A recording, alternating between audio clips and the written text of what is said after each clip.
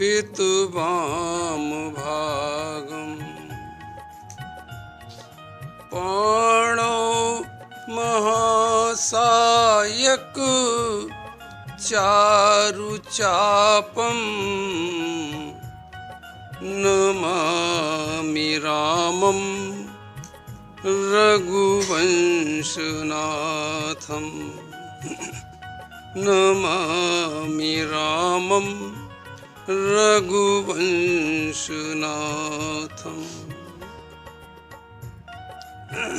जनक सुता जग जननी जानकी अतिशय प्रिय करुणा निधान की। ताके जुगपद कमल मनावो जासु कृपा निर्मल मति पावो निर्मल मति पावो। कुंद इंदु समदेह उमा रमन करुणायन जाहि दीन पर नेह करहु कृपा मर्दन मयन करहु कृपा मर्दन मयन मर्दन मयन। जय जय जय हनुमान गोसाई कृपा करहु गुरुदेव की नाई गुरुदेव की नाई। श्री राम जय राम जय जय राम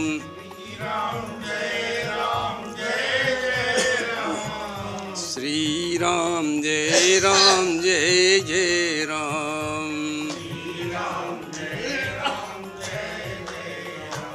श्री राम जय राम जय जय राम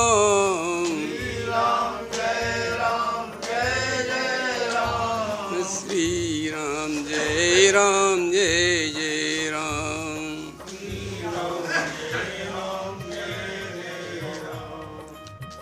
भगवान की बहुत बड़ी कृपा से रामचरितमानस सुनने और कहने का अवसर प्राप्त होता है।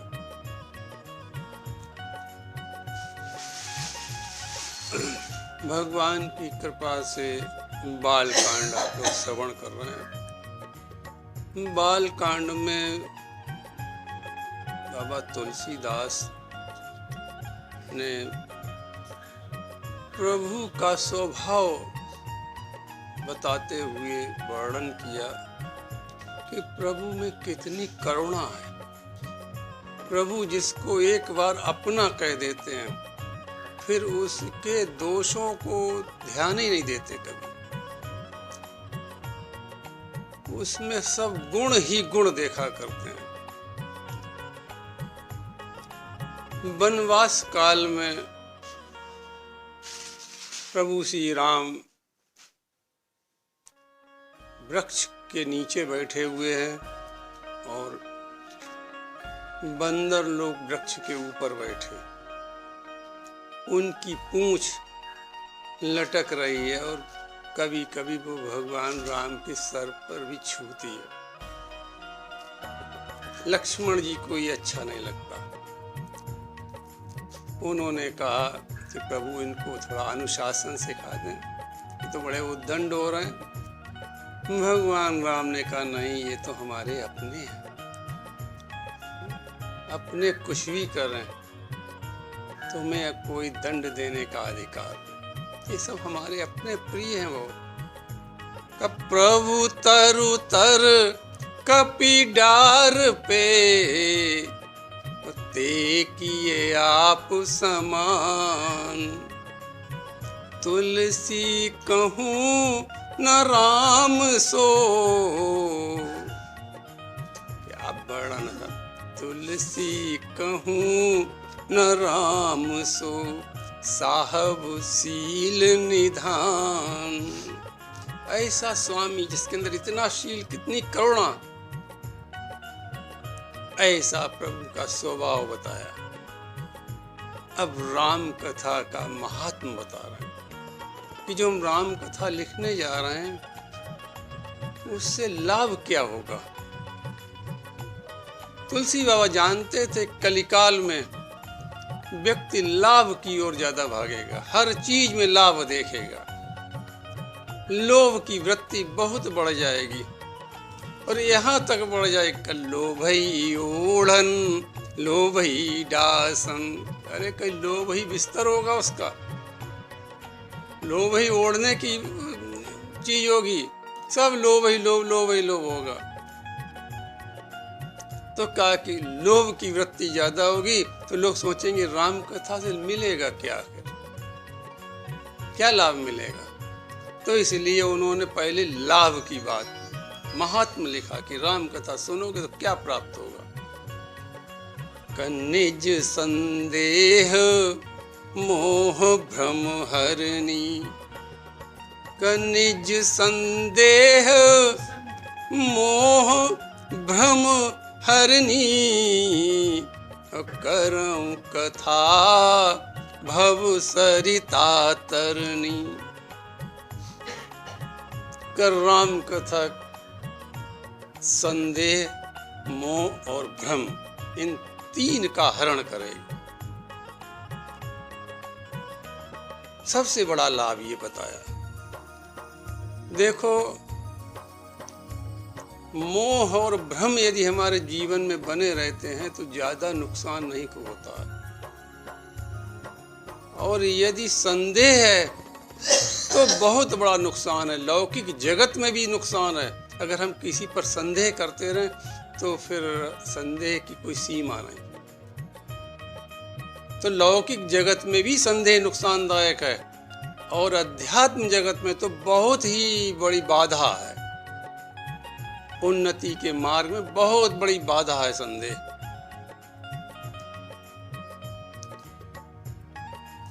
अब देखें कि भगवान शिव और माता सती कुंभज ऋषि के यहाँ से कथा सुनकर आ रहे थे और उधर से प्रभु श्री राम नर लीला करते हुए सीता जी का हरण हो चुका था। सीता जी को खोजते हुए आ रहे थे और उसमें विलाप भी करते आ रहे थे।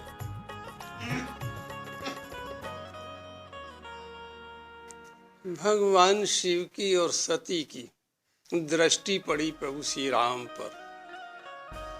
दृष्टि दोनों की पड़ी। शिव जी को तो बहुत आनंद मिला और उन्होंने सोचा कि ये नर लीला में बाधा न पड़े, इसलिए दूर से ही प्रणाम किया। जय सच्चिदानंद जग पावन, अस कही चले मनोज न सावन। लेकिन सती की दृष्टि में वो राजपुत्र मनुष्य दिखाई दिए। दृष्टि दोनों की पड़ी, लेकिन एक का भाव अपने इष्ट के रूप में दर्शन करना है और आनंदित हो गए शिव जी। दूसरे की दृष्टि में मनुष्य दिखाई दिए। लेकिन जैसे ही शिव जी ने जय सच्चिदानंद करके प्रणाम किया तो सती को ये अच्छा नहीं लगा। जब तक सती राम जी को मनुष्य मानती रही तब तक उनको दुख नहीं हुआ। लेकिन जब शिव जी के मुख से जय सच्चिदानंद सुना तो उन्होंने सोचा कि हमारे पति झूठ तो बोले ही नहीं सकते हैं और जगत के वंदनीय भी है, इतनी उच्च श्रेणी में भी है, उच्चतम श्रेणी में भी है, कि शंकर जगत बंद जगदीशा, असुर नर मुनि सब नावत सीसा। इस स्थिति के हैं और कभी असत्य बोल नहीं सकते हैं और हमको ये मनुष्य दिखाई देते हैं। बस यहीं से सती के मन में संदेह पैदा होने लगा और फिर सती का दुख प्रारंभ हुआ। बस संदेह जैसे आया सती का दुख प्रारंभ हो गया। और दुख कितना भारी दुख हुआ मिला कि 87,000 वर्ष तक शिव जी का वियोग सहना पड़ा, क्योंकि शिव जी तो कैलाश पर पहुंचकर उन्होंने समाधि लगा ली 87,000 वर्ष की। वियोग में जलना पड़ा। कब बीते संवत सहस 87 का जब 87,000 वर्ष बीत गए तब शिव जी की समाधि खुली, लेकिन उनका दुख समाप्त नहीं हुआ और दुख ने क्या किया कि शरीर तक छोड़ना पड़ा उनको। तो उसके मूल में क्या था सती के? संदेह, केवल संदेह। यदि सती को संदेह न होता तो दुख नहीं मिलता। और जब तक राम जी को मनुष्य माना तब तक दुख प्रारंभ ही नहीं हुआ उनके जीवन में। लेकिन जैसे ही संदेह घुसा, ये कैसे ब्रह्म, तो संदेह के कारण जीवन में बहुत बड़ा दुख मिलता है। चाहे वो लौकिक जगत हो, चाहे वो अध्यात्म जगत हो। और अध्यात्म जगत की तो उन्नति रुक ही जाएगी संदेह से। अब संदेह कहते किसको? ईश्वर के स्वरूप के ज्ञान में दुविधा होना, यही संदेह है। तो संदेह हमारे जीवन के लिए बहुत हानिकारक है। तो राम कथा पहले क्या करती है? सबसे पहले संदेह को समाप्त करती है। इसलिए तुलसी बाबा ने संदेह शब्द पहले लिखा। ये संदेह को समाप्त करेगी। फिर का मोह और भ्रम, इनको भी समाप्त करेगी। मोह किसे कहते हैं? जब अज्ञान दृढ़ हो जाता है तो मोह पैदा होता है।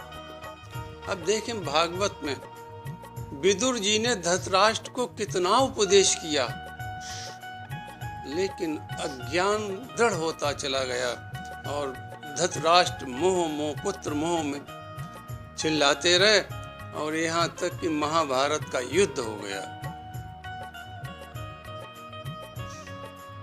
तो मोह भी हानिकारक है। तो ये राम कथा मोह को भी दूर करती है।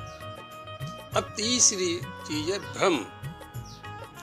भ्रम कहते हैं कि किसी वस्तु का सही ज्ञान ना होना। है कोई वस्तु और हमको कोई दिखाई पड़ रही है, तो उसे भ्रम कहते हैं। कोई व्यक्ति अंधेरे में जा रहा है और एक रस्सी टेढ़ी बेड़ी पड़ी हुई है, लेकिन वो उसको सर्प समझता है। ये भ्रम है। यदि उसके पास टॉर्च है या रोशनी का और कोई प्रबंध है तो उस पर प्रकाश डालता है तो भ्रम समाप्त हो जाता है। इसी प्रकार राम कथा ज्ञान पैदा करके अज्ञान को दूर करती है और भ्रम समाप्त कर देती है। राम कथा प्रकाश है जीवन के लिए। भ्रम के संबंध में तुलसी बाबा ने बहुत अच्छा उदाहरण दिया मानस में। कर रजत सीप महभास जिमी, जथा भानु कर बारी, जदपि मखा त्यों काल सोई, भ्रम न सके को उटारी। का सीप के अंदर चांदी नहीं होती है, लेकिन चांदी भासती है, ये भ्रम है ना। और पानी में सूर्य नहीं है, लेकिन पानी के अंदर सूर्य दिखाई देता है। यद्यपि मखा त्यों काल सोई। का तीनों काल में ये असत्य है, वर्तमान भूत भविष्य में कभी सही नहीं हो सकता है। ये असत्य है कि सीप में चांदी हो नहीं सकती है, जल में सूर्य हो नहीं सकता है। ये तीनों काल में वर्तमान भूत भविष्य में असत्य है, लेकिन भ्रम ये नहीं जाता। ये कब जाएगा? जब राम कथा जीवन में आएगी। तो का राम कथा क्या करती है? का निज संदेह मोह भ्रम हरनी। का सबसे पहले राम कथा तीनों चीजों का हरण कर लेती है। अब संदेह मोह भ्रम के मूल में क्या है? ये क्यों होते हैं? इनके मूल में है अज्ञान। तीनों के मूल में अज्ञान है। और राम कथा क्या करती है? राम कथा ज्ञान प्रदान करती है, जिससे अज्ञान दूर हो जाता है। तो इस प्रकार राम कथा तीनों का हरण करती है। फिर करऊं कथा भव सरिता तरनी। का जब अज्ञान दूर हो जाता है, ज्ञान हृदय में प्रकट हो जाता है, तो ये भवसागर क्या बन जाता है? का भवसरिता बन जाती है। का ये संसार सागर जो है, जिसको पार करना बड़ा मुश्किल है, बिरले पार कर पाते हैं, का ये तो छोटी नदी बन जाती है। और छोटी नदी को नाव के द्वारा पार कर लेते हैं।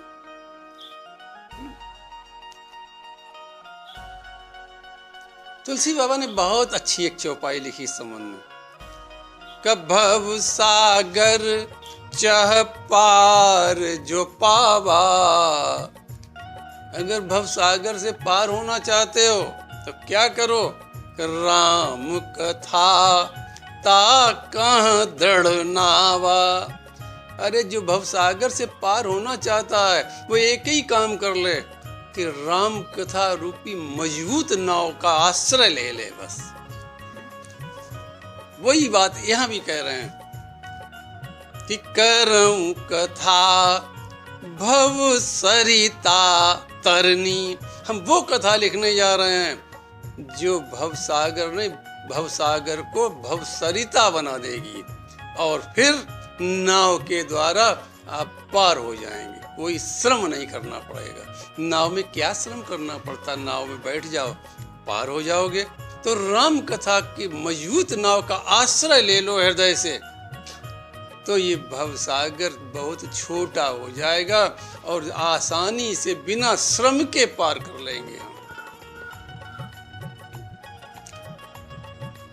तुलसी बाबा से किसी भक्त ने पूछा, बस इतना ही सा लाभ है क्या? अरे उन्होंने कहा नहीं, और सुनो लाभ है। दूसरा लाभ क्या बताते हैं? अब विद्वानों के लिए लाभ बता रहे हैं। ये तो सबके लिए लाभ बता दिया। का विद्वान तो थोड़ा, उसे थोड़ा अहंकार होता विद्वान को। तो का बुध विश्राम सकल जन रंजन राम कथा कलि कलुष विभंजन। का विद्वान शास्त्रों में पुराणों में उलझे रहते हैं, अध्ययन करते रहते हैं, लेकिन उनको ब्रह्म का सही ज्ञान नहीं हो पाता। क्यों? अब आप वेद देखें यदि, तो वेद में एक मंत्र कुछ कहता है, दूसरा मंत्र एकदम कुछ कह देता है। अरे हम कहते राम कथा में भी ऐसी गूढ़ता है कि जो शब्द लौकिक जगत में कुछ भाव प्रकट करते हैं, वही शब्द इस अध्यात्म जगत में दूसरे भाव प्रकट करते हैं। ऐसे ही शास्त्र पुराणों में भी है। इसीलिए तो किसी अच्छे गुरु की आवश्यकता पड़ती है जो हमको सही बोध करा सके। तो विद्वान जब शास्त्रों और ग्रंथों को पढ़ते पढ़ते थक जाता है, उसे कहीं विश्राम नहीं मिलता है, उसे कहीं शांति नहीं मिलती है, ब्रह्म का सही ज्ञान नहीं हो पाता है, तो बड़ी अशांति होती, बड़ी थकान महसूस करता है। तो क्या उसके लिए, विद्वान के लिए क्या, कब बुध विश्राम, कब विद्वान यदि राम कथा का आश्रय लेगा तो उसे यहाँ शांति प्रदान होगी, भटकाव बंद हो जाएगा उसका, क्योंकि राम कथा में सीधे सीधे परमात्मा श्री राम से जोड़ने का प्रयास तुलसी बाबा ने किया, कहीं भटकाव नहीं रखा, सीधी सीधी बात की। और का फिर दूसरा लाभ, सकल जन रंजन, और का सबके मन को प्रसन्न करने वाली। राम कथा सुने देख कितना मन प्रसन्न होता है, लगता कि और मिलती रहे, सुनने को मिलती रहे। तो का सकल जन रंजन, सबके मन को प्रसन्नता देने वाली, और कली के प्रभाव को समाप्त करने वाली है। देखो, कली का प्रभाव सर्वत्र नहीं है। भागवत में तो 4-5 स्थान राजा परीक्षित ने कली को दिए हैं, वहीं कलियुग रहता है। जहां वैश्यागमन हो, जहां हिंसा होती हो, जहां मदिरा पान होता हो, जुआ होता हो, और जहां अनीति पूर्वक धन पैदा किया जाता हो।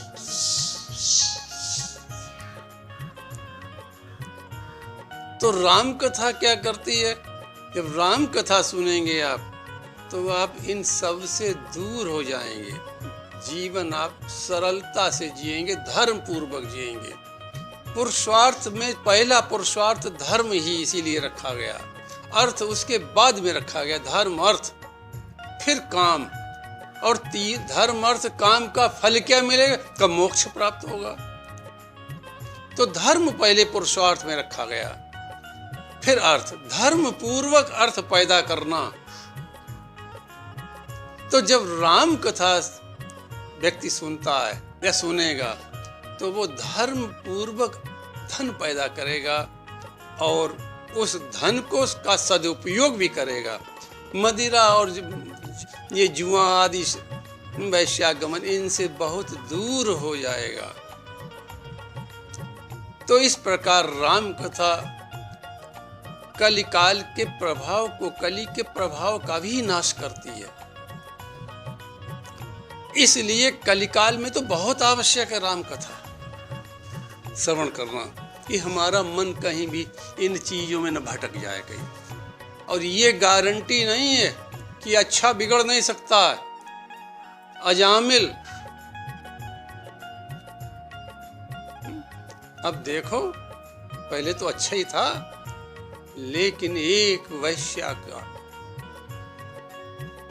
संग होने से कितना बड़ा पाप का शिरोमणि बन गया। तो इसलिए निरंतर राम कथा श्रवण करो, जिससे कि ये कली का मल दूर रहे। अब आगे लाभ बताते हैं कि राम कथा कलि पन्नग भरनी, पुनि विवेक पावक कहूँवरनी। कली को सर्प की उपमा दी है।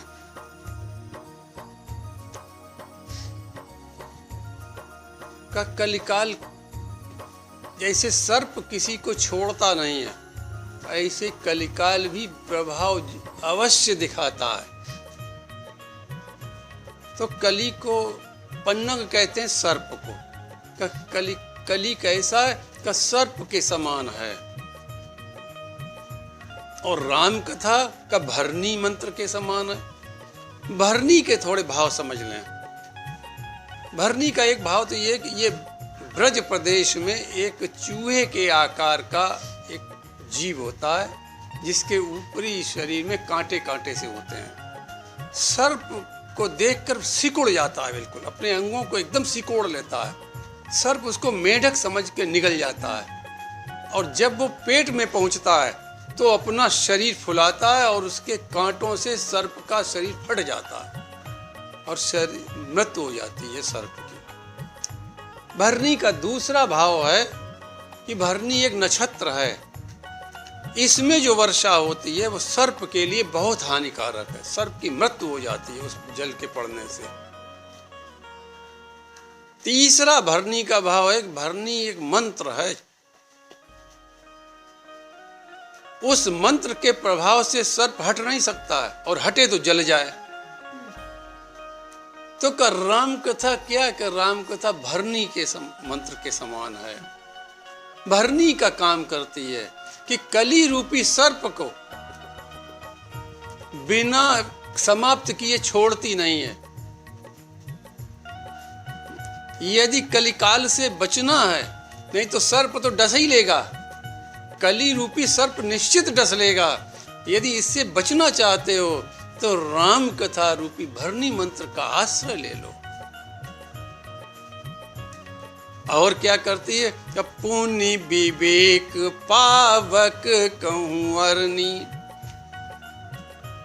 का, ये अरनी कहते हैं मथानी को। जब यज्ञ आदि होता है तो उससे मथानी से मथानी में, उस मथानी में नीचे थोड़ा छेद होता है, उसमें रुई रख दी जाती है और उसकी रगड़ से अग्नि पैदा हो जाती है। तो कर राम कथा क्या करती है, कर राम कथा ज्ञान को पैदा करती है, ज्ञान प्रकट करती है। राम कथा सुनते सुनते व्यक्ति ज्ञान उसके अंदर प्रकट हो जाता है और ज्ञान प्रकट हो जाता है तो अज्ञान अपने आप दूर हो जाता है। किसी कमरे में बहुत अंधेरा हो, अब लाठी डंडे पटकते रहे अंधेरा नहीं जाएगा, कितना चिल्लाते रहो अंधेरा भाई भागो भागो नहीं जाएगा। यदि छोटा सा दीपक भी जला दिया जाए तो अंधेरा स्वतः भाग जाता है। ऐसे जीवन के अंधकार में यानी कली के प्रभाव में यदि राम कथा का छोटा सा दीपक अपने हृदय में प्रकाशित कर दिया जाए तो अज्ञान भाग जाएगा, स्वतः भगाना नहीं पड़ेगा, स्वतः भाग जाएगा और ज्ञान का दीपक जल जाएगा। और एक दीपक हजारों दीपक को जलाता है। अब देखें दीपावली इसीलिए तो शब्द पड़ा है कि दीप से, एक दीप से हजारों दीपक जला दिए जाते हैं। एक व्यक्ति को यदि परिवार में ज्ञान हो जाता है तो उसका पूरा समाज, पूरा परिवार, उसके मिलने वाले सब ज्ञान के प्रभाव से प्रकाशित होते रहते हैं। यदि परिवार में एक भी ज्ञान वाला व्यक्ति हो तो राम कथा क्या करती है कि ये अज्ञान को दूर करती है और ज्ञान प्रकट करती है। तो का इस प्रकार कली का प्रभाव जो है वो समाप्त हो जाता है, अज्ञान समाप्त हो जाता है।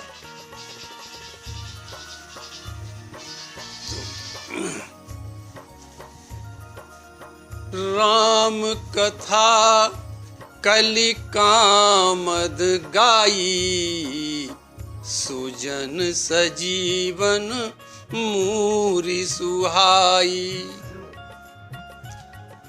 राम कथा और क्या काम करती, राम कथा कामधेनु है। कामधेनु स्वर्ग में है इंद्र के पास।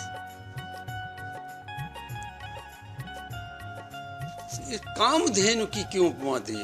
देखो कामधेनु सर्वत्र नहीं मिलती, सब जगह नहीं मिलती है। ऐसी राम कथा सतयुग में तो घर घर में होती थी। त्रेता में कुछ गिरावट आई थोड़ा, तो कम घरों में होती थी। द्वापर में और गिरावट आई तो कहीं कहीं होने लगी और कलिकाल में तो बहुत ही कम घरों में राम कथा होते दिखाई देती है।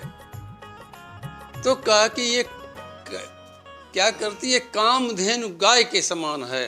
कामधेनु का प्रभाव क्या है, का जो मांगोगे वो मिल जाएगा, जो मांगोगे वो मिल जाएगा। तो ऐसी राम कथा भी सकाम, जो सकाम राम कथा सुनते हैं उनको भी जो चाहते हैं वो प्राप्त होता है।